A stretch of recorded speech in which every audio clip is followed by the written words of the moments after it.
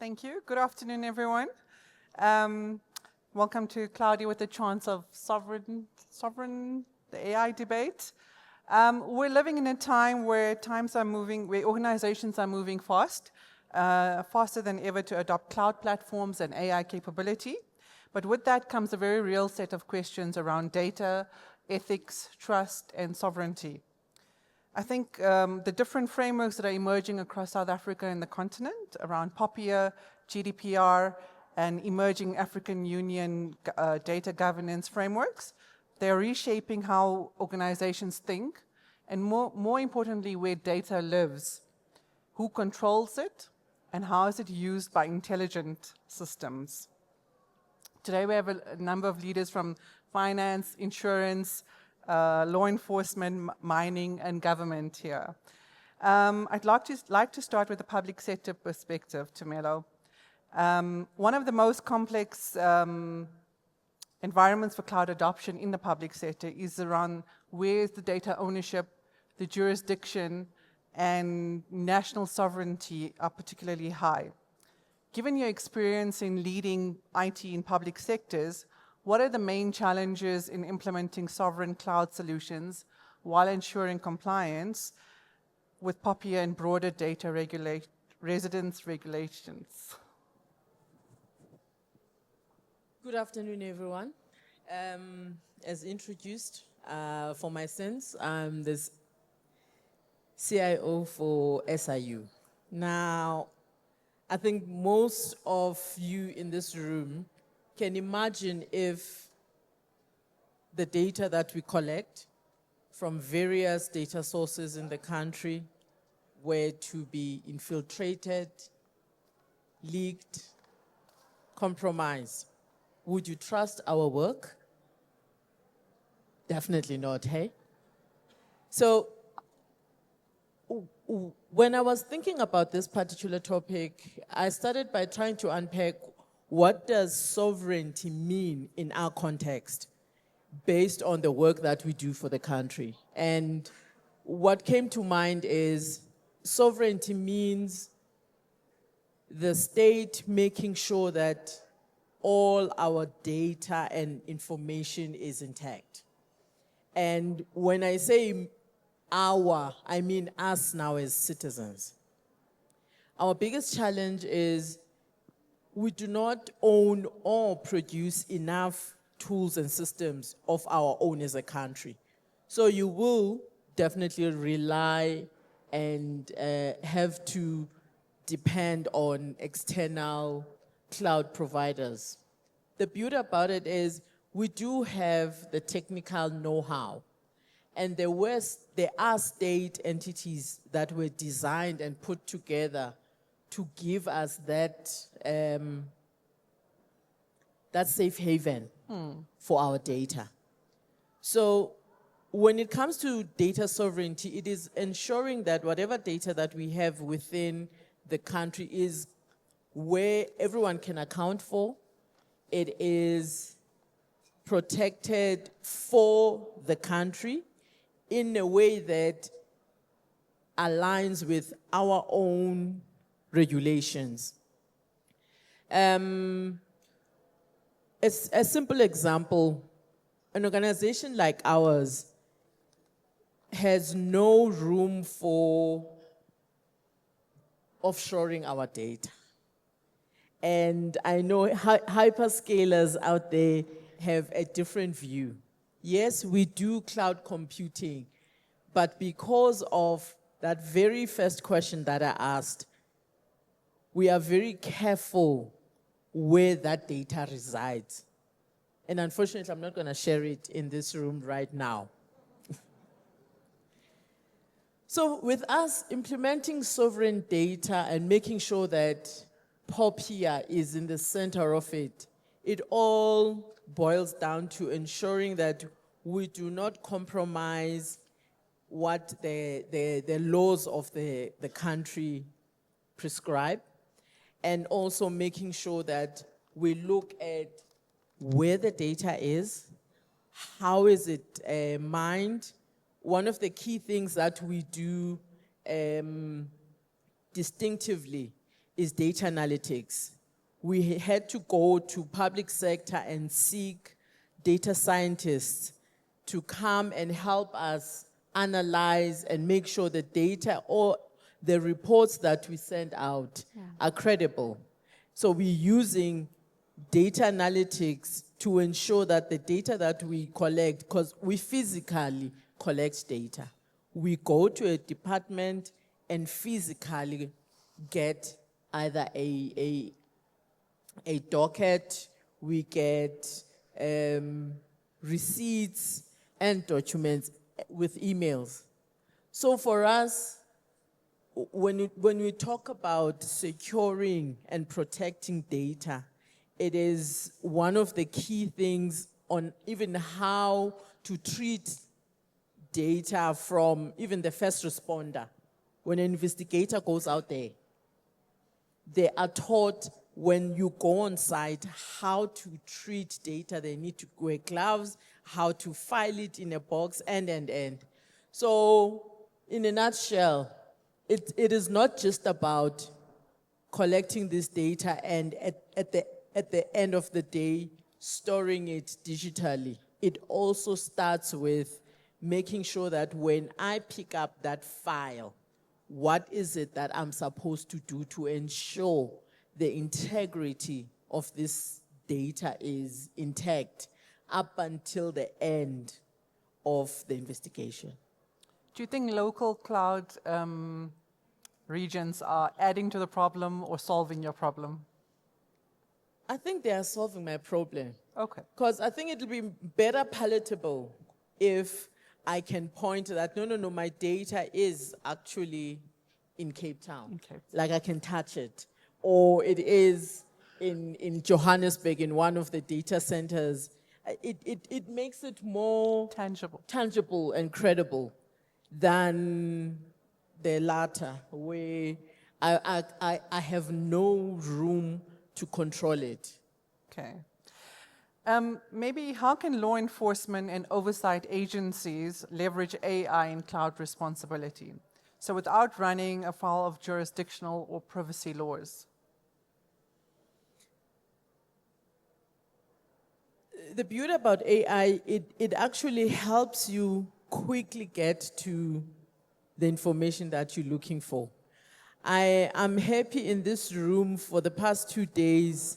Ms. Novukuza has been in this particular conference where using AI to actually extract information from databases or the cyber hub, for example.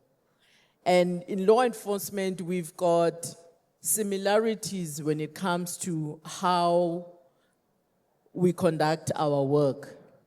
Either opening a case, you can create a simple AI use case on how to fast track that process of just opening a case, how to fill in a docket, how to fill in at the police station. So there's a number of use cases that I have been looking at, even internally, on the use of AI and making sure that we can leverage it to extract all this information from different sources. Like, for example, through IJS, where there is an integrated justice system that takes from birth to incarceration and also being put back into the community. So those are areas that as law enforcement we can leverage the use of AI to actually help us fast track all the, I think it's those niggling issues that we never really tap into as law enforcement. We don't improve in how much time a person spends at a police station. So, thank you, Tumelo. But with that comes, I think, governance and oversight, right? And this is where internal audit and frameworks play a crucial role. and traditional internal audit frameworks are being tested in new ways, Chris. So how can enterprises implement robust internal controls and governance frameworks to ensure AI-driven cloud solutions meet regulatory requirements like POPIA or GDPR and those emerging African union data laws? Okay, thank you, Zakiyya. Maybe let me be the naughty panelist first. Maybe just want to slightly disagree with Tumelo. In terms of sovereignty of our data centers, etc., that are actually driving AI, I think we have reached a point where we need to accept the global village that it exists beyond traditional boundaries. I think we're talking zero trust. Data is everywhere. It's the new oil of the world. I know some will disagree because we see now oil prices going up and the like with the recent wars. So the feasibility of us having really sovereign data centers can be actually a challenge, but we need perhaps to focus on the governance, to say, let it spill there, let it go where it's supposed to go, because through collaboration, even from a law enforcement perspective, we have to share that data, we have to leverage into what's happening with the New York Stock Exchange, perhaps if we want to make some amicable decisions locally here at the Johannesburg Stock Exchange. Coming to the crux of your question, organizations and regulators alike have taken cognizance that data lives beyond our traditional boundaries. And as such, what we need to do is to come up with mechanisms, not just to take the NIST cybersecurity framework or ISO 42001 or the King 5 at par, but perhaps operationalize it. Look at your current risks as an organization from an AI perspective and see where the loopholes really stand, because one size does not fit all. And operationalize it, make it customized to your own particular environment and circumstances. That's quite important. There are various frameworks like I've listed. I love how King 5 is coming in. When you look at King 5, it's unpacking it quite well to say it starts even from a board perspective. Are we really having issues discussed that have to do with our data that is sitting maybe somewhere on other servers, etc., etc.? Then data governance and privacy. Many times we take it just as an afterthought. That's where we have a challenge. We start to think about the challenges of AI, what are the risks as an afterthought, which doesn't really work. If we start by having some secure by design principles, when we are actually designing and implementing our AI models, are we taking security into perspective? Are we taking privacy and compliance into perspective? Not after we've already designed, then we are now going to the compliance department. Surely it's like a multi-stakeholder thing. So is it security first or AI first? So they go hand in glove. I wouldn't say one after the other, but they have to take cognizance that as we are actually deploying or planning to deploy AI, let's have compliance in mind. What do we need to comply with from a POPIA perspective, the cross-border, whatsoever? It's going to cross the borders one way or the other, to be honest, but we need now to come up with controls, not just internal, but even external controls that help us to ensure that we can follow how our data is moving, how it's flowing. Let's have an inventory of the data. Let's secure it with all those controls that we have. It's not a technology issue. It is a business issue, Zakiyya.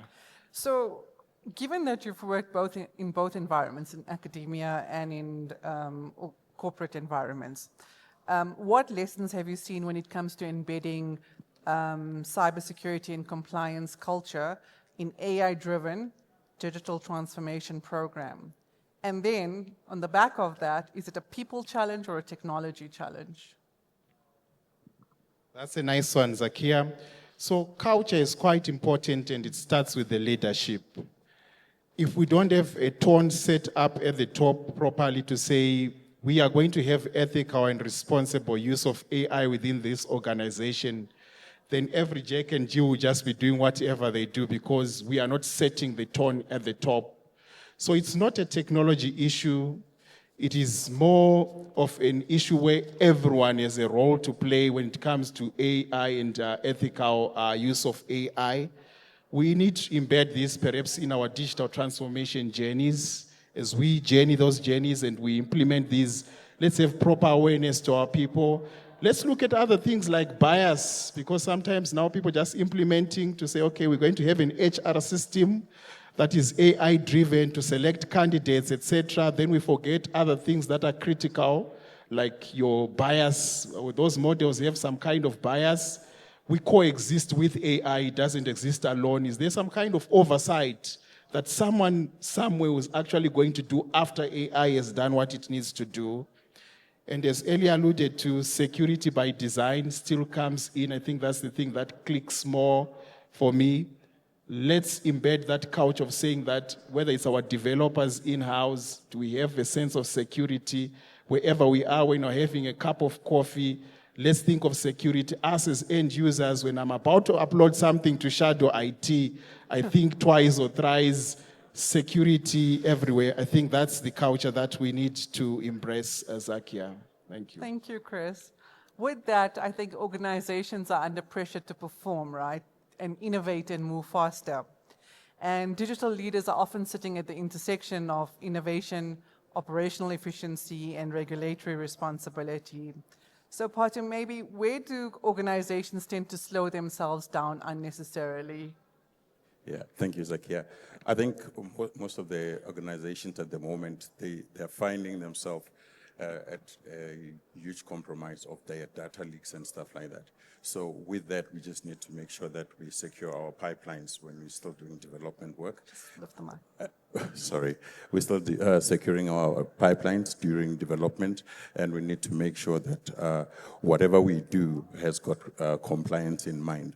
You have to also think of our legacy systems. When you have legacy systems, you have to look at what we need to change or how do we integrate our legacy systems with our new cloud-based solutions. And with that, you have to look at the architectural robustness and make sure that it's robust enough that your API layers are secured, and make sure that the security element, like my colleague here was talking about, that is taken into consideration. You know, implementing cultures like zero trust architectures could be one of the solutions to look at. So I do agree with him that we need to embed compliance and security in our innovation processes, not to wait for it to be at the end. And I suppose the same would apply to deploying AI in cloud environments. Correct. Okay. With most organizations then adopting frameworks like SAFe, Agile, DevOps to accelerate technology delivery, how can they support the secure and compliant deployment of AI technologies rather than introducing additional risk? Yeah. So when you still, the agile part of it would allow you to iterate and include security and validate that in the initial onset of your processes or your designs. So when you're doing that, at least therefore the safe part of it will help you to align your business strategy with your architectural standards and make sure that you're creating a runway where people are actually innovating in the guardrails of what your business standards would look like.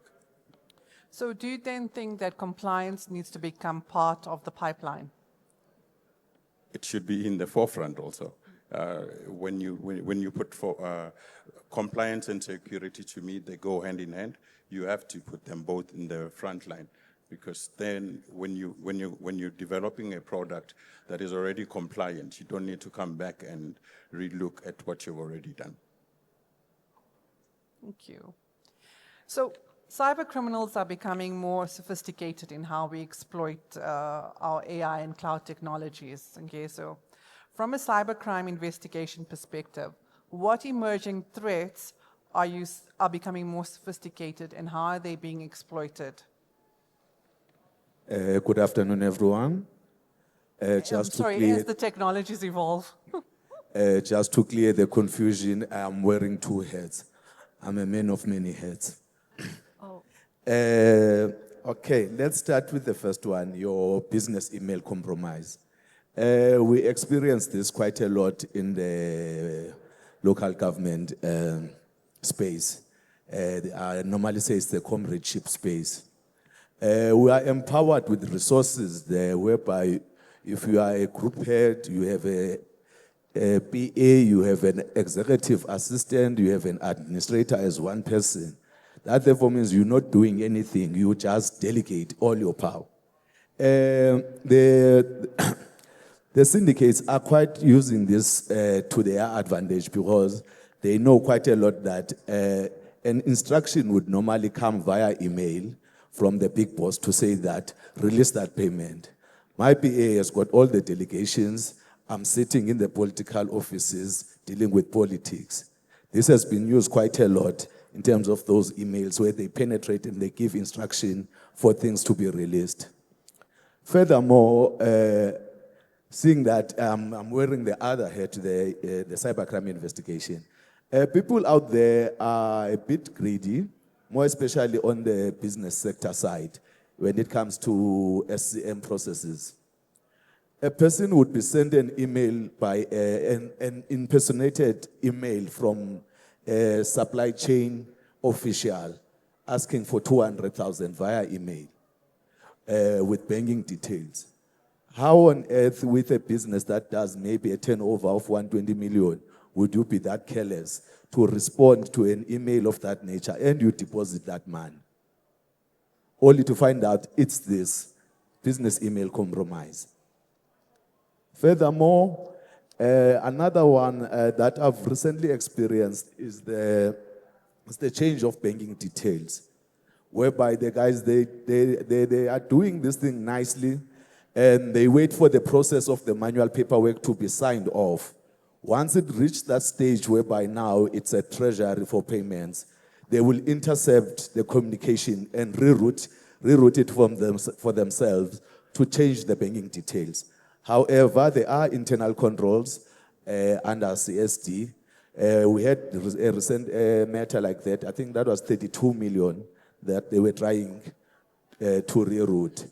Fortunately, the blockage came when CSD checked with the bank that the banking details that have been given versus the banking details that are on the system are not speaking. Otherwise, it had gone through all the release stages. So we were lucky there. And then the other one is your IA-powered mobile fraud. We are known for moving with times as South Africans and also Africa as a whole.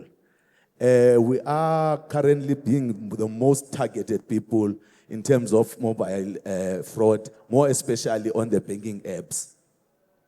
We know that we click on everything that we receive. So we are a bit challenged there. I think there's a lack of awareness. I think on another panel that I was on, I had asked, I haven't seen any advert around awareness on these things. We are moving with technology, but there's no awareness at all. On the radio, on the TV, but you will see an advert for beer.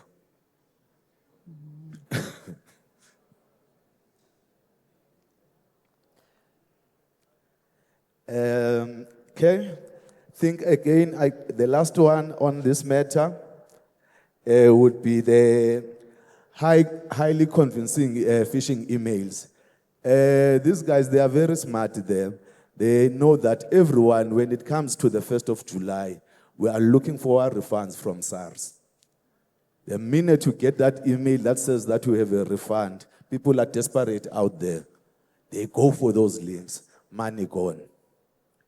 Going into cloud, we have an issue of misconfiguration. That is the biggest challenge. And then also poor encryption practices. And then excessive permission granting in identity systems. And then the mitigation there, it's around zero trust allowance. And then conditional access policies. And then also enforce least privilege user access. On this last one, in 2019, we were one of the fortunate or unfortunate institution to be hit by a ransomware. And that came through one of the privileged user machine. However, we were able to contain that. And then the challenges that comes with all of this as the digital forensics team is that encryption of communication has been a nightmare. However, with the latest tools, I can confidently tell you now, you just put in your iPhone 16, 17, it's just, whether it's encrypted or locked or whatsoever, this softwares, at least they are able to do that phone at 512 within 5 minutes. There's no such thing as deleted information like General Mkhwanazi says. It is true. We are able to do that. At least we've got an advantage there. Thanks. Are you seeing AI being used by attackers at scale yet? Very much. It's sophisticated, yes. They are way advanced than us. Every day they are advancing, including the dark web. And then beyond that, beyond prevention, we need strong forensic readiness and analytics capability. So maybe how can analytics, financial and non-financial, strengthen compliance, audit readiness, and investigative capability in these AI cloud-driven environments while still respecting privacy regulation? All right. Fortunately, I'm at an advantage on the analytics part, more especially on the finance and non-financial. I'm currently the project manager for the data analytics. I've implemented it successfully for group forensics. I'm currently doing it now for group audit and risk and assurance, and also doing it across all our entities, which is your city power, job per quarter, and others. There, I'll give you some takes in terms of what now we have managed to achieve with the deployment of this data analytics.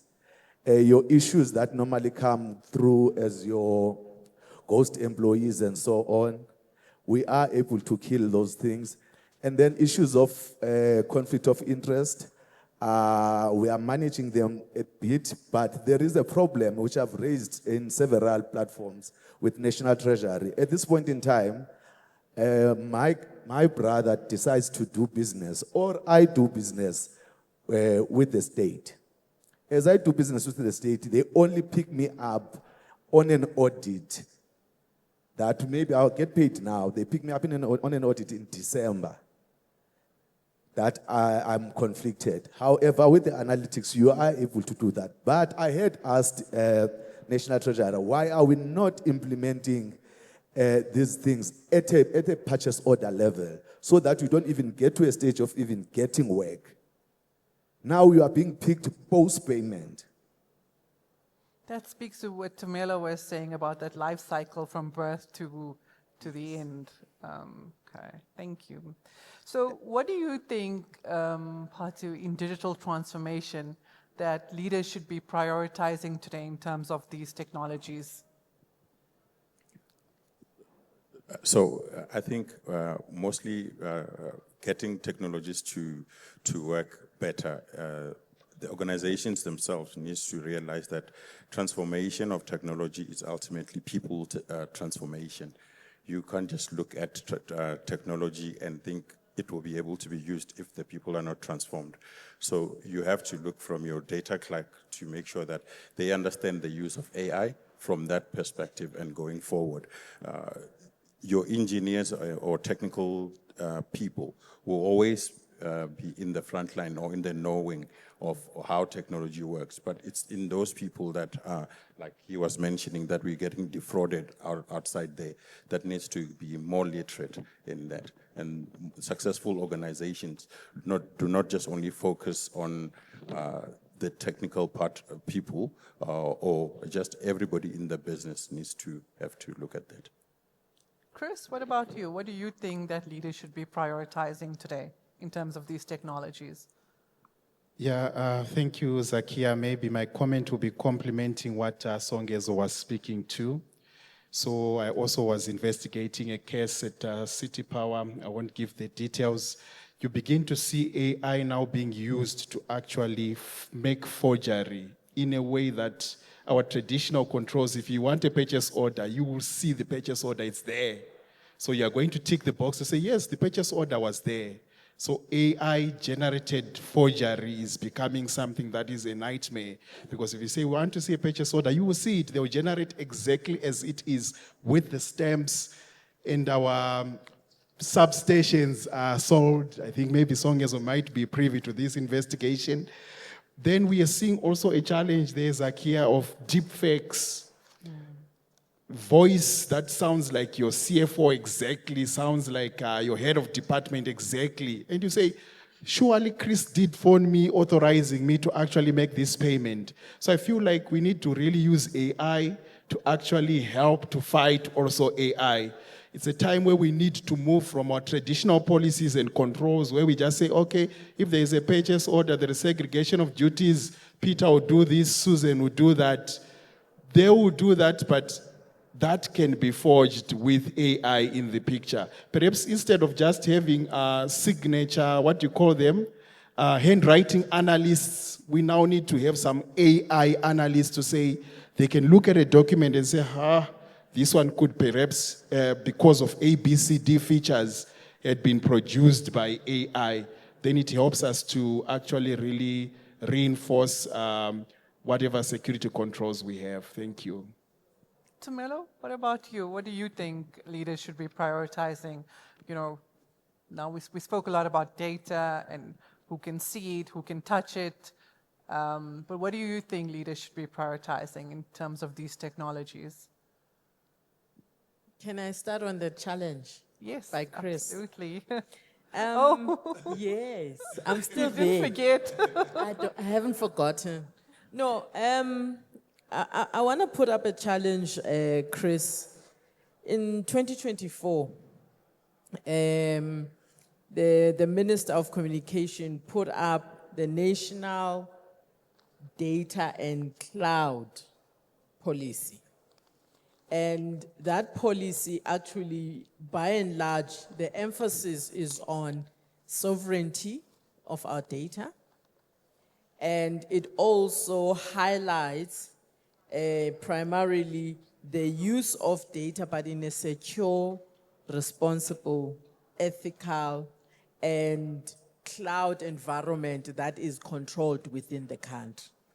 And if other countries that we want to rely on are able to do it for their countries, what stops us? And there's cross-border information that we all know. For example, from our side, we've got access to 19 databases from Interpol. Interpol releases different kinds of notices, like a silver notice, a red notice, and all those. And for us, when we're doing cross-border investigations, we tap into such kinds of information that is readily available. So there is a need for us to look at ourselves as a sovereign state first. Think about if we do not have our own data centers in the country right now with the current climate of geopolitical tensions around the world right now, where will we be? So I just want to leave a thought on that particular view and perspective. We need to also make sure that as a state on our own, we can hold us and stand with running the matters and the business of governing, because that's what the state does. Now, on your question. I think the biggest challenge that we have is having multiple things, primarily in government. One of our biggest issue is legacy systems. In government, we are we still have some COBOL systems running somewhere. And I don't know how many COBOL developers are still out there. I'm sure it's a problem many can relate to. Nah. Banks, insurance, I'm sure. So if we were to start with making sure that we first tackle our legacy systems, one, from a risk perspective, I think the previous panel spoke about the use of SSA to do vulnerabilities. And once they've done their vulnerability assessments, they give you a report. And when you look at this particular system, you do not have yet the capacity to retire it. It is archaic, yes. It is unsupported, yes. But because it's holding certain pieces of the country together, how do you then, we have to focus on our infrastructure. We have to look at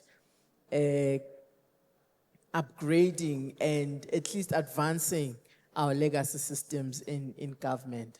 I think for me, if we can start there, then we can talk about how do we deploy all these nice, I'll call it nice to haves when it comes to, we've got AI, we've got,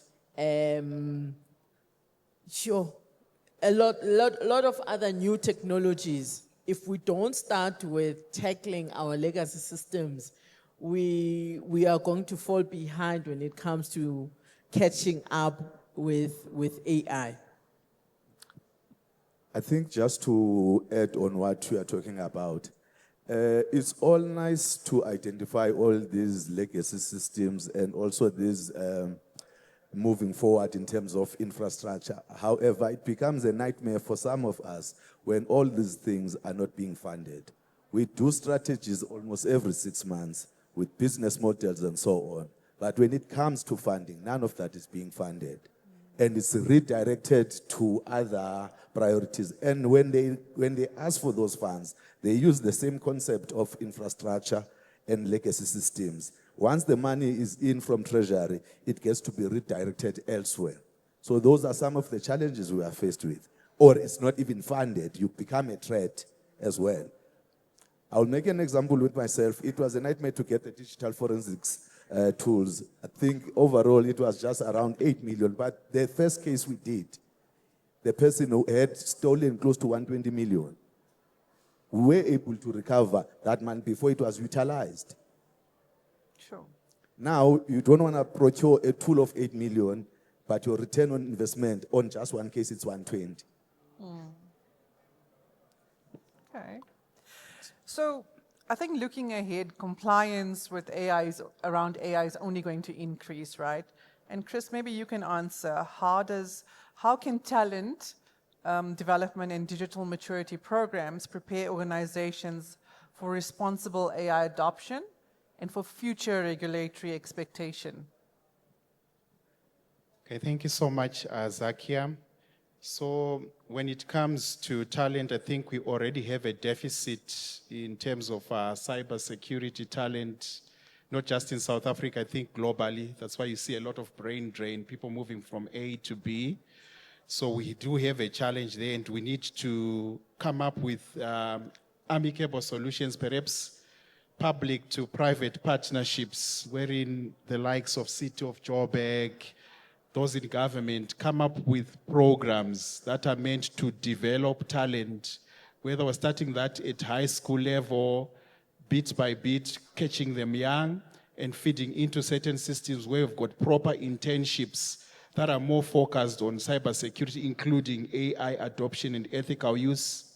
I've seen the Department of Digital Communications has got a very nice platform where they talk about cybersecurity, etc. I think it's a good initiative. Let them also start to talk about AI, the responsible use of AI, because we see now people are writing assignments, all assignments using AI.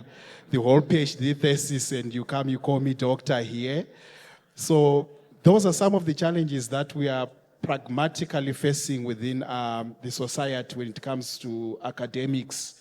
Let's instill to say, let's not be shy to say we use AI, but let's use it responsibly. Because I've seen sometimes people send you an email, you can see it's been generated by ChatGPT. They don't want to say it's ChatGPT. They say, I don't use that. Own up to it, but don't let AI do everything for you. Let it give you a starting point. Do the prompt engineering well. Yes, we coexist with AI. There's no need for us to shy from it. So let's embed it in all facets, from our high school learners, from our primary school learners, at university. Let's embed AI ethics within our curriculum. Yeah. Thank you. Phathu, what about you? Yeah, I think in agreement with him, we just need to make sure that the tools that are being taught out there, we get to use them responsibly. We get to not use them in a way that they, at the moment, I have a teenager. It's every time when I ask her something, she will have an answer in 5 minutes, but then the gadget is there for her to use, right? So, but then we just need to make sure that we teach them when they're still young to say, okay, when you're still young, this is the type of things that you need to focus on. And at least for myself, at least it's easier. You can put rules on your firewall to block those things.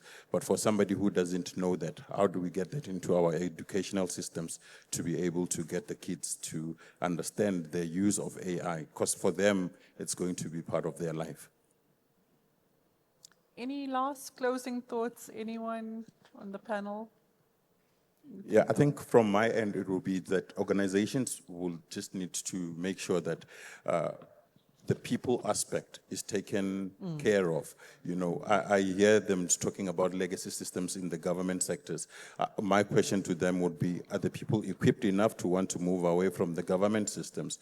Are they bringing enough youth in the system to make sure that the issues that are at hand can be resolved? Because what you might find is that you've got a guy who just only know COBOL, but there's the latest technologies that they might not want to change. Are you guys hogging systems, or are you trying to change them?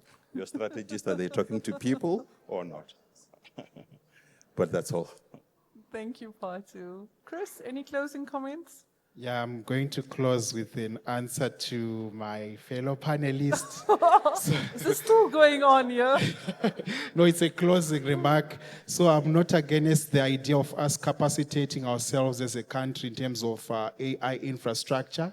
You can see I'm wearing green. I'm an advocate for our environment. I think, ESCOM is already failing to power even our own houses, and we're talking of AI infrastructure. We have challenges practically, and these systems also learn. So if we limit them to say, wanting to be sovereign, to learn only from the South African culture, I feel like we are becoming a little bit myopic, and we won't learn, and we don't become competitive at world level. We want to learn also what the AI can learn from other countries, from other cultures. From a business perspective, then we really become competitive. Let's build them, but let's not isolate ourselves. Thank you. Thank you. Tumelo? That's fair. Have we now made peace? Yeah, Okay, that's fair. That's a fair comment. So I think the last thing that I would like to maybe talk about when it comes to AI and the use is it's us having ethical safeguards and making sure that there's no biasness when it comes to what does ethical use of AI really mean. We need to define it for ourselves within our different environments. What does ethical AI use mean? And then also at a societal level, creating those platforms and debates on what is ethical use of AI. And adverts. And exactly. And using those adverts to actually rather promote the further use of AI in a most acceptable and ethical, and not be biased, as I say, because the latter is we're now looking at AI being used more as an attack vector, and different areas are seeing it as a risk. I see it as a risk in my environment because when a person uploads any of our data on an open AI platform, it's a risk. So it then will go to, yes, the person might be using it for a good cause, but ethically, how do I make sure that we educate that person who's looking for a quick remedy and not expose data that is ordinarily supposed to just be classified and contained within a particular environment? Thank you. Songezo, last closing comments? I think mine is around the data analytics. It's been quite impressive to see the amount of work that we've been doing and achieving in terms of fraud. But however, we are also using them to also detect our own shortcomings, your billing system issues. We are able now to at least to say that it is not practical that Songezo would be billed 8,000, whereas his neighbor is billed 2,000. That is an overbilling. And as well, vice versa as well, whereas you are being billed 2,000, whereas Chris, we are supposed to be paying 8. The AI analytics, they do all the geographic things with your LIS and GIS. They take the average areas and so on. They check as to what is it that is wrong here. Songezo and friends, are they partnering here manually to change these things? Or Songezo is Songezo being overcharged? And it's the biggest issue because with the overcharge, now with the form is now we must create credit, which now they do not want money out. However, as part of doing justice to the community, those are some of the things we need to do. Thanks. Thank you, everyone. That brings, and thank you for sharing your insights. So I think what we've realized is that sovereign AI isn't just a technical issue. It's an education, it's a governance, it's a culture, and national policy issue. And that brings us to a close. Thank you, everyone. Right on time. Well done. Thank you.